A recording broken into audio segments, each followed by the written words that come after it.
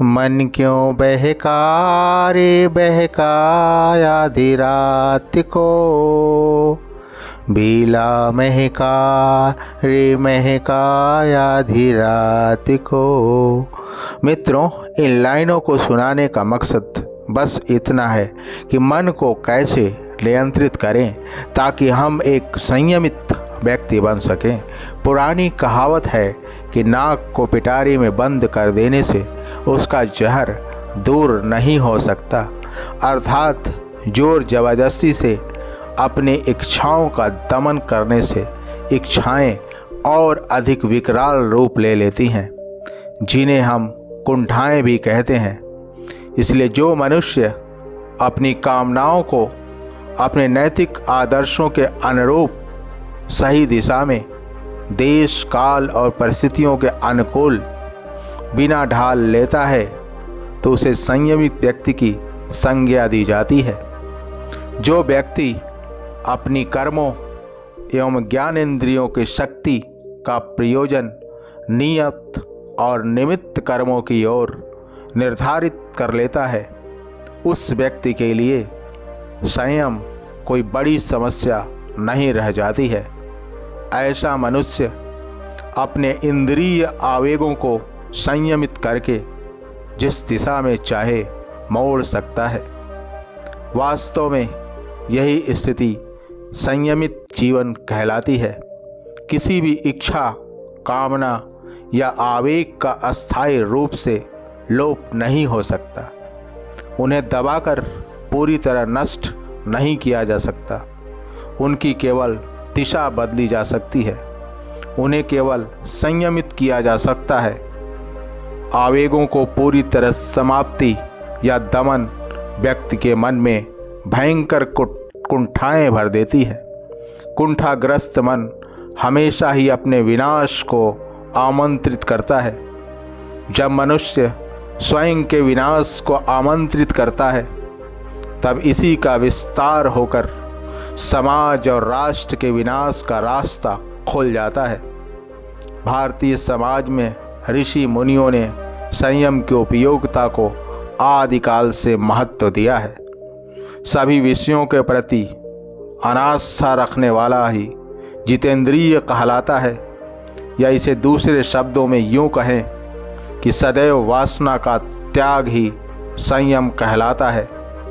भगवान श्री कृष्ण गीता में कहते हैं, कामनाओं, इच्छाओं, मनावेगों को व्यक्ति का शत्रु मानना उचित नहीं है, बल्कि इन मनावेगों को सकारात्मक तथा योग में लगाना ही सच्चा संयम है।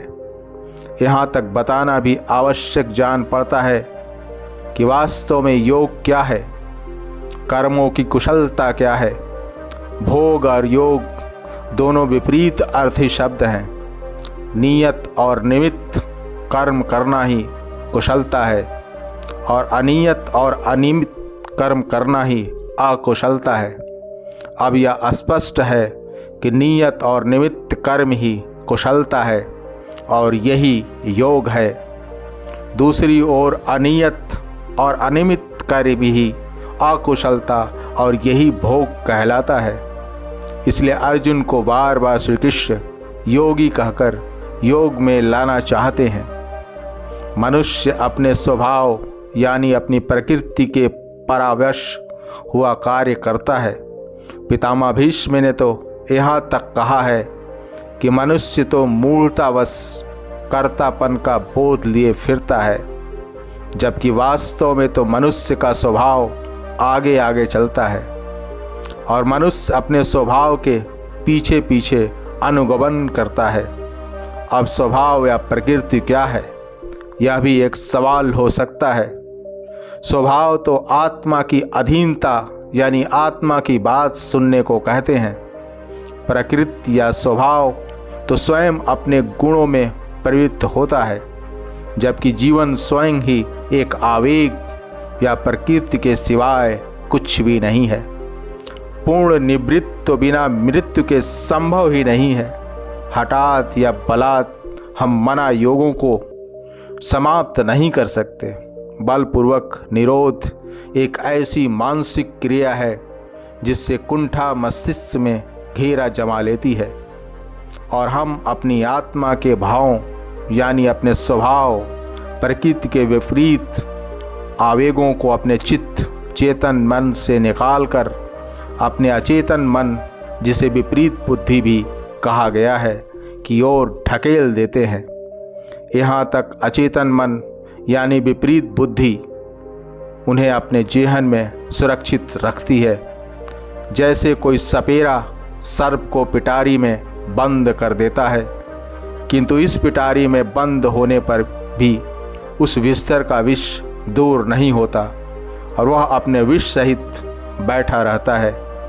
किंतु जैसे ही वह पिटारे से बाहर निकलता है तो वह और अधिक वेग से विष की फुकार छोड़ता है। वैसे ही कुंठित मन अपनी दमित कामनाओं का अवसर मिलते ही नैतिक अनैतिक का विचार किए बगैर भोगना आरंभ कर देता है।